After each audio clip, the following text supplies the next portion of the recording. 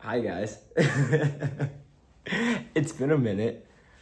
Oh, um, I'm alive, and I thought I would explain a little bit where I was in a long video. I'm gonna try not to edit this video to get over my fear of being real in front of a camera, and talk about what I really have been going through for the last year.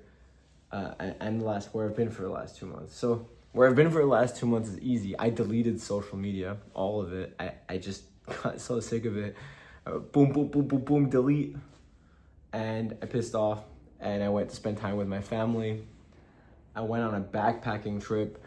Yeah, that was really awesome. I was by myself. I had to eat by myself. I stayed in hostels, which I'd never done before. Also really awesome experience.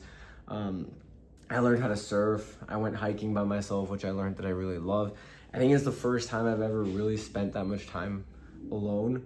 And honestly, I absolutely love it. And it did so much for my confidence, which was really, really, really bad. It's still really not great, but we're getting there. We're on the ups. And the reason I deleted social media and everything was because I completely crashed out over the last year. And I eventually hit rock bottom in June, and I just couldn't do it anymore. I was so depressed and so anxious, and I was like, okay, I need to do something to just get out of this this trap. My mind was so trapped. I was so trapped, and I had so many negative thoughts. I was like, I gotta get out and look at it from like an outside perspective, figure out what the hell is going on in my brain. Because for the last year, since November, I have been in full crash out free fall mode. And I mean, you guys have probably noticed because I've not been online that much. I've not really been posting a lot because it's really hard to be posting and be like, yeah, look how great my life is when you're feeling your absolute worst and just awful. So, yeah, whew, let's get into it, I guess. There's a lot of topics I want to talk about. Also, I want to give you a trigger warning. Any mental health related topics will probably be covered in here, a lot of them. So just so you know what's coming to you. So a little bit of recap. Before social media, I started doing social media. I was being bullied in school. Everything was really bad. And I moved to Germany when I was 17 to study. And I was super depressed when I moved to Germany to study. I moved to Germany. I felt so alone. And I felt so isolated, and I had no confidence, and I was expected to like make friends in a second language, kind of do my driver's license while studying university, all these kind of adult things. And I just completely started avoiding it, and I had no idea what to do, and I felt super unsupported. And so things got really bad, and that was my first real run-in with depression, was when I was like 17, just left home. There was also a ton of other issues in the background that I didn't know about at the time. We'll get to that later, but it was pretty bad. And that was the first time in my life where I've been really suicidal. I didn't know where my life was going. I didn't have the energy or the confidence to get anything done. I hated where I was living and I hated my life, but I also didn't want to go home. I didn't know why at the time. Now I do know why, but I kind of like didn't know where I feel safe or where I feel comfortable, where I can be myself even. So that went on until I started social media. Social media goes great. My mental health gets a lot better. I'm starting to get confident. I'm starting to socialize with people. I finally found something I'm really good at and I really enjoy doing. That goes all the way until my dad dies. Right, you guys know this, at least if you've been following me for a while, you guys know my dad passed away in 2021, and that really, really fucking sucked for me. As you can imagine, like, it was awful. But what nobody talks about is when your dad dies is how expensive it can get too. And so things got really expensive because Mr. Prime Income in our family was no longer there. So my sister was going through college. He was like supporting her through it. There was a bunch of like open recurring costs that just kind of fell onto the family immediately, um, and my family really couldn't afford to deal with these problems, right? Like, no one's really prepared for, like, hey, what if the person who's earning the money in the family just...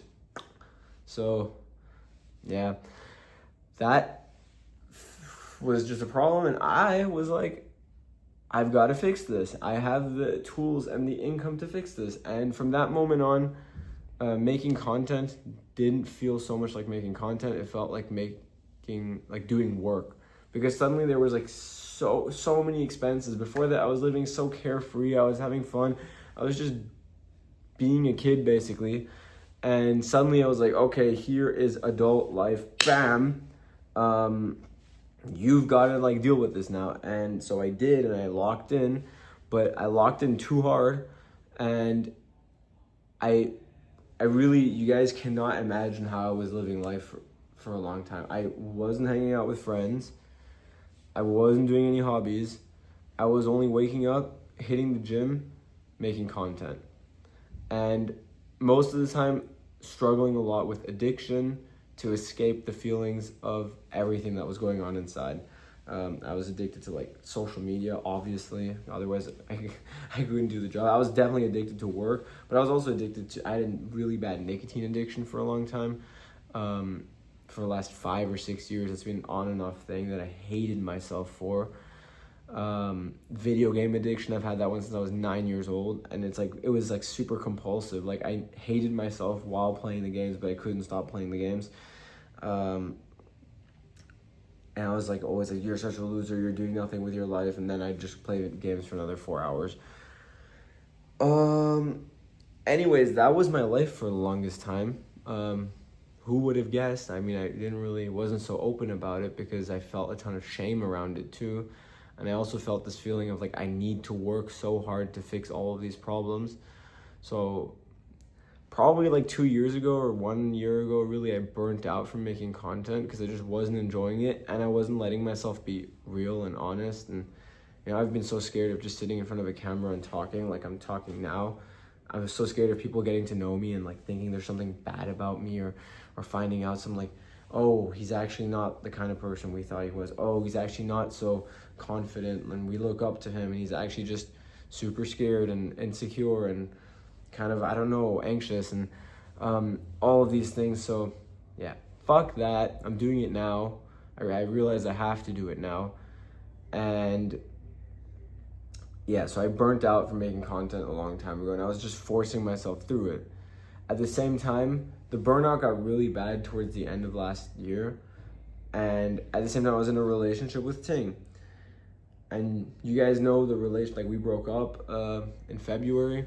I don't want to get too much into it because this video is not about our relationship, and Ting's a really awesome girl, and I don't really want like people going over to her and bringing her into this, but we would fight a lot near the end of the relationship. That's the one important thing I want to bring up. And it was because we were both really insecure, and we were like kind of aware of it, but the pattern just kept repeating itself. And I've read so many psychology books in the last year, and I've learned that the psychological term is this like avoidant anxious cycle, where like she needed like more reassurance from me, and I was like scared of things getting too emotional, would always like take a step back. That pretty much sums it up. And I hated myself for being a part of this cycle, because it was so important to me to be like the best boyfriend that I could be, to be basically perfect for somebody that I loved, which is a pattern that comes from my childhood, but we'll get to that later. And so me being the little computer science nerd that I am was like, hey, AI has gotten pretty far. Why don't I use an AI to figure out where my mental health problems come from? Because at this point, I wasn't doing that bad, but I also wasn't doing that great. Like, I still constantly felt this like numbness in my life. I really rarely felt like joy, but I also just really rarely felt any emotions. Like, I was convinced I'm just not an emotional guy. I don't know. The emotion gene didn't make its way to me. But I've learned that's not true. I'm actually very emotional. Because when I then took this AI, I got the whatever the newest ChatGPT version was at the time, and I was like, these are my problems in life. I want you to ask me questions. I want to figure out where they come from. I want to figure out why I'm like this, basically what's wrong with me. And holy shit, I do not recommend doing this. Not because it doesn't work, but because it almost works too good. And there's a reason therapists take things slowly and ease you into it. Because when that started, I felt like my whole life got flipped on its head, and not in a good way. Like, imagine the whole reality and foundation you have of being a kid just gets ripped out, and you're just in an emotional free fall, just falling, trying to figure out what is actually going on, what you really feel, and that's pretty much what happened. I realized my childhood was pretty fucked up, and I was alone and scared, not physically alone, emotionally alone and scared for the majority of my childhood. And I didn't know who I could turn to. I didn't know who I could tell about my problems. And I've just been keeping them to myself my whole life. And I was so guarded with them. Even after dating Ting for a year, she was one of the people I think I'm the closest to, her and Benji, my best friend maybe. I had never told them any of my deepest, darkest secrets. In my mind, those were things, these secrets that I was holding were like just things that I just need to like keep to myself, you know? Like I can't share that because I was so ashamed of them. I was so ashamed of myself. And I've learned that most of these things, actually all of them, I was the victim. But that's the thing when things happen to you, especially when you're young, is like you feel ashamed for being the victim. And I couldn't really talk about it because I felt like it would make me seem weak and that would make me unlovable. And so I completely crashed out about about my childhood. And that's been going on for the last 10 months. I've been crying every day. It's the most I've ever cried. I think in my whole life before, I've maybe cried on 20 days. Maybe less. And not counting when I was a baby. And now I cry every day because I'll just be doing something and it'll just like hit me. Like this feeling of being alone as a kid, this feeling of being like, of like not knowing who to go to, and this like little me, like little boy me just completely freaking out and having to figure out everything by himself. It hits me and I feel so bad for him, so bad for like little Nick, who was so innocent but somehow like thought that he's more mature, or also was told that he's more mature than he actually is, or was treated like he was more mature than he was, and decided like, hey, I'm gonna like take this all myself and figure it all out myself. I don't want to burden other people with my problems, and I don't want to be weak. I will be strong and figure it out. And I've just been doing that my whole life. And I've been running away from my emotions my whole life. I was running away from the shame I have felt my whole life about not being good enough. My whole life I've just felt like I wasn't good enough. Like there's something wrong with me. Like there's something bad about me. Like if I'm real with people and I show them all of my emotions, they're gonna like not want me. They're gonna not want to be friends with me. They're gonna push me away. If I tell a girl that I'm scared, or I'm I don't know, like I tell her something that I'm ashamed of, like she's gonna leave me, she's gonna think I'm not manly enough, whatever. So many like constant feelings of just like I'm not good enough and I need to hide it from people. And that fucking sucks, man. Living like that really fucking sucks. And I'm not saying it's gone, but at least I'm aware of it now, and I'm working on fixing things. So that crash out happened in November.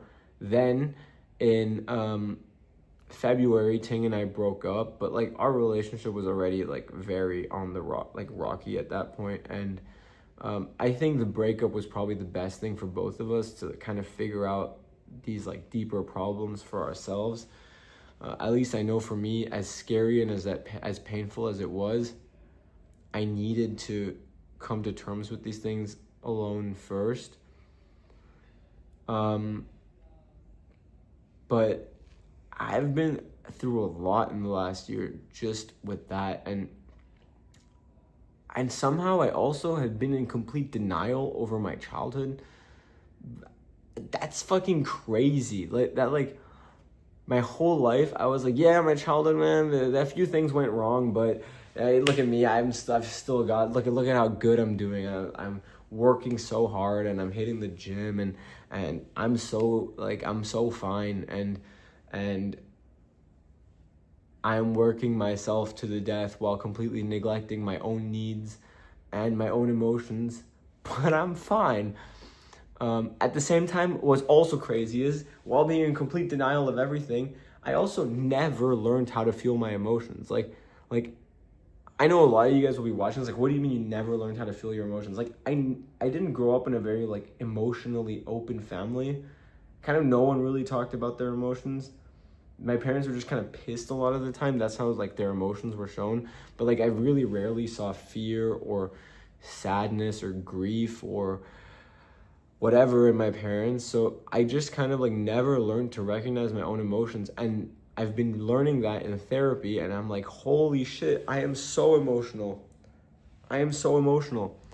And the ADHD, I have ADHD. I don't know if I've ever actually been open about that either. I have ADHD. That makes me even more emotional. So the last year has been pretty rough. It's been pretty damn rough. I've had to learn the basics, like feeling my emotions and understanding them. I'm still at the beginning of this whole process. I feel a ton of grief and over things I didn't get as a kid, like emotional support.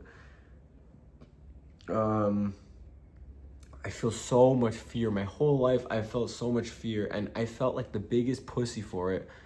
And looking back, I'm like, of course you felt so much fear.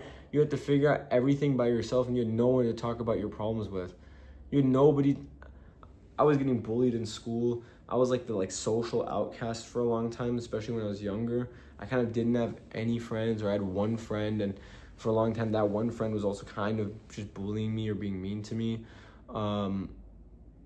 I didn't have any hobbies. I would get made fun of for like having a crush on a girl, because it was always like, yeah, you're not gonna have a chance anyways, like, why do you have a crush on her?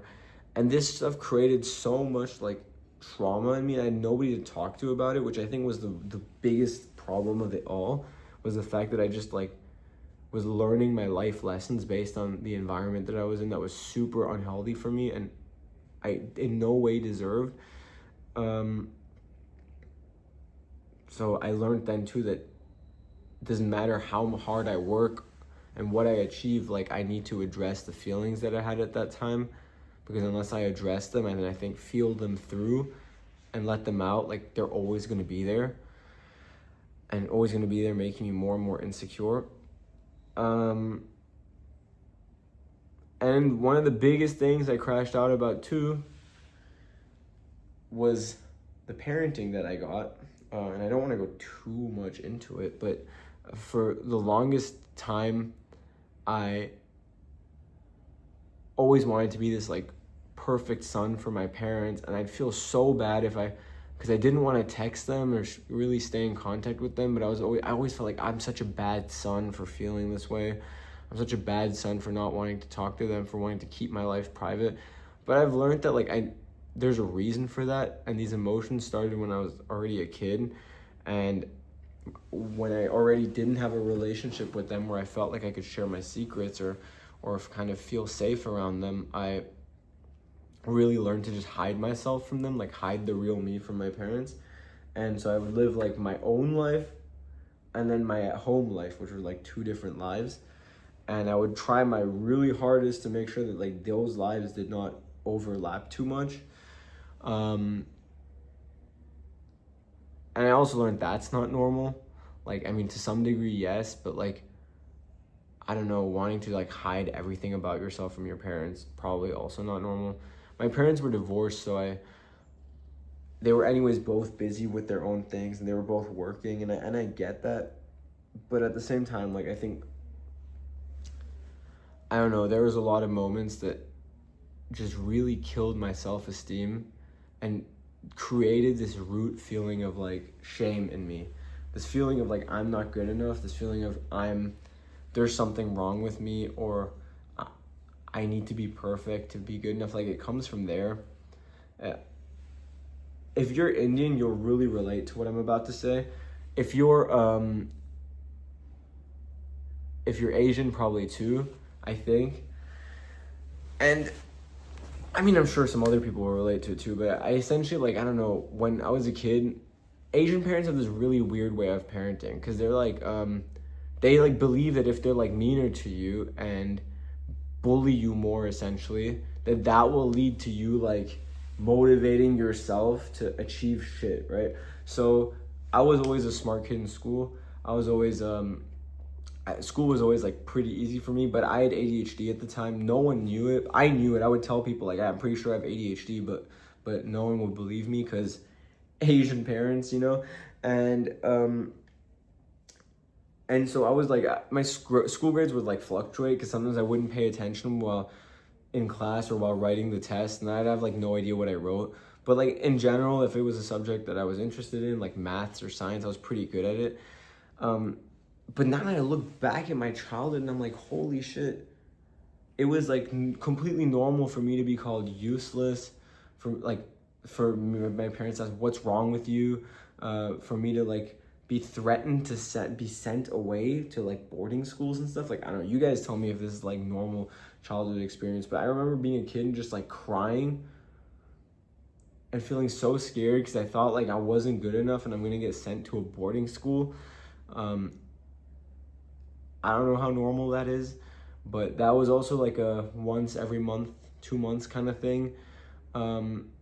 Constantly, like, I went to a pretty nice school, but I was constantly told like, what do I send you to such an expensive school for, when you're like just doing this, blah blah blah, like you're so like useless kids now. And I thought that like that stuff was so far in the past that it was like whatever, but the truth is that like to some degree I just internalized that. I kind of just internalized all of these things that were said to me and just believed them my whole life. So I constantly believed like I need to work so hard that I need to like outrun these beliefs. Like, I'm gonna prove that I'm not useless. I was always called lazy, and I was a kid who has ADHD. I think if you have ADHD, you're used to being called lazy, but I just find it really hard to do things that I'm not interested in, or just even things that I am interested in. I just find it hard to like get started on doing things in general. And I probably needed like therapy at the time, some type of like ADHD counseling, like learning how to cope with it, which I'm now getting since I got diagnosed 3 years ago, and it's actually helping my life. But I probably needed that as a kid. And so I just like constantly felt like this like useless, like lazy, I don't know, underachiever basically. And that combined with the feeling of how much I felt like a loser at school with the popular kids, with the cute girls, I had this like awful twisted self-esteem, and I've been trying to escape that my whole life, but at the same time like kind of denying myself just accepting it in the first place. I literally didn't even know it was there. Like looking back, it was obviously there, all the signs were there, but I was like convinced that I'm not an insecure person. And I think when you're convinced of that, you can't work on it. You can't work on it, accept it. You can't say, okay, I'm gonna do that. I was always like, if I work hard enough, hit the gym enough, at some point I will be confident. No, that's not how it works. The confidence comes from, I think, first understanding it inside, being real with yourself, and then taking steps to prove to yourself that things aren't the way that they were back then anymore. That things are different now. At least that's my understanding of confidence now. Because I can tell you guys, it didn't matter how successful I was, how good people told me I looked. And even I was like shooting like global campaigns for brands and stuff. And I knew that you have to look good to do that. And I still was always stressed that I didn't look good enough, or that I just wasn't like assertive or confident enough from my personality.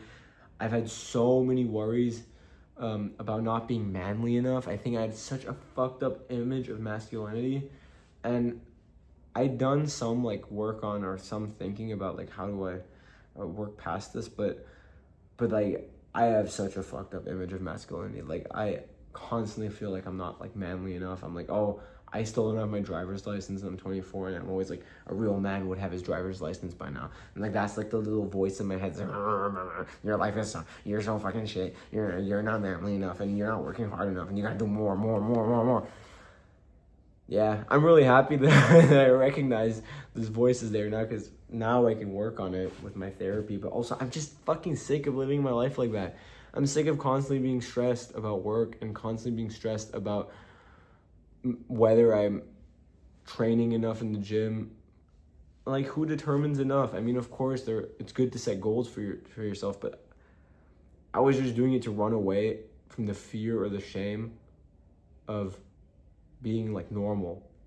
Because to me, normal was awful, because when I was normal, I got mistreated and criticized by everybody, including my own parents. So I always just like, I just 100% believe that I need to be exceptional. And if I'm not exceptional, life is horrible. And I'm a loser because I'm in the position to be exceptional. What a stupid belief. What a but like when you believe it, you don't realize you believe it. But like, how stupid is that? So yeah, I've been working on this feeling of shame. My life's been a lot better. I've been a lot less critical of myself. I still have so much shit to work through, and to a lot of parts of me I really need to understand. I just learned how to feel my emotions like a few months ago. Like, can you imagine that shit? It's like, I feel like I'm dyslexic, but like emotionally dyslexic. Like, you know, dyslexic people look at a paper and all of the like letters and it all comes out, and they're like, whoa, I don't understand. Okay, maybe that's just in movies, but you know, they find it hard to read. I feel like that with my emotions. Like my emotions, I feel something, and I'm like, first I have to sit down. Okay, what do I feel right now?